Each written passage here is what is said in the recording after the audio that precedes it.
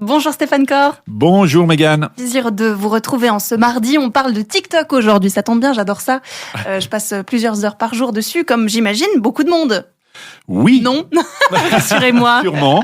Alors, Rassurez-moi. bien sûr que TikTok est décrié sur différentes... c'est le danger. Pour certains États, c'est un monstre voilà, qui va tous nous espionner.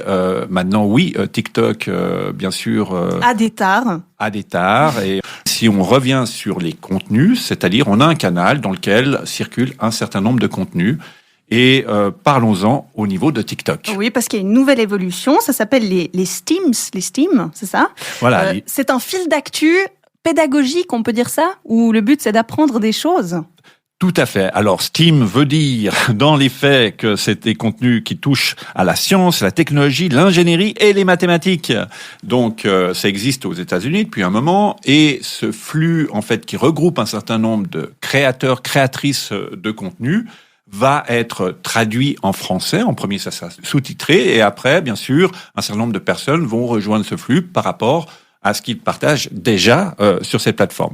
Donc tout ça pour dire que finalement, sur TikTok, on va retrouver ce genre de contenu et qu'on trouve déjà, mais de manière beaucoup plus structurée, c'est-à-dire c'est l'initiative de TikTok en plus de l'existant qui est déjà mis à disposition par une foule de créateurs et de créatrices. Donc vous êtes en train d'essayer de convaincre les gens qui n'ont pas TikTok en disant que c'est tout pourri ce qu'il y a sur TikTok, on n'y apprend rien, en disant mais pas du tout messieurs dames, regardez tout ce qu'on peut y apprendre.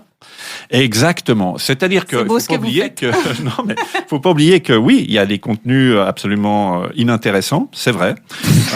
Il faut l'avouer.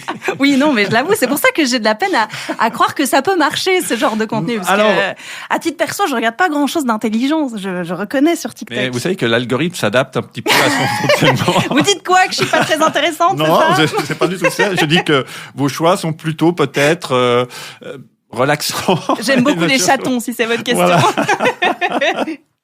Mais donc, parlons de science. C'est des canaux qui intéressent potentiellement des utilisateurs de TikTok. Surtout, c'est-à-dire que par rapport au fonctionnement de l'algorithme, il y a les comptes qu'on suit et il y a un flux qui s'appelle Pour toi. Et dans ce flux Pour toi, des vidéos qu'on n'a pas cherchées peuvent apparaître. Et ça veut dire que tout d'un coup, ces vidéos éducatives, on peut collisionner avec sans les avoir cherchées. Et on peut s'intéresser à un sujet de manière totalement inattendue. Vous me disiez avant qu'on commence l'enregistrement, ce genre de nouveau fil d'actu pédagogique avec des informations sur la science, la technologie, etc. Peut marcher aussi parce que l'âge moyen sur TikTok augmente. Alors, il fonctionne déjà parce que oui, il y a différentes classes d'âge qui sont présentes et c'est pas un réseau de jeunes, quoi. C'est plus un réseau de jeunes TikTok. C'est-à-dire, c'est plus un réseau des 9-14 ans qui étaient 80% présents auparavant. Maintenant, on a toute classe d'âge, hein. Les vieux dès 20 ans ont rejoint la plateforme. C'est dur ce que vous dites. Ouais, je sais, mais c'est comme ça fait plaisir. Non, mais c'est-à-dire que, voilà, donc il y a cette cohabitation comme un espace de micro-société. Dans la société, on cohabite et on rencontre des gens qui sont plus âgés. Des fois, on peut être intéressé par certaines choses, certains propos. Voilà, ça n'empêche pas que les parents doivent veiller à ce que les mineurs de moins de 16 ans verrouillent leur compte du moment qu'ils ont autorisé leurs enfants, bien sûr, à être sur cette plateforme. TikTok a mis en place aussi des mesures à ce niveau-là. Mais toujours est-il, les parents doivent accompagner leurs enfants dans la lecture des contenus qui circulent sur ces réseaux. Et pour les autres, oui, il y a un intérêt.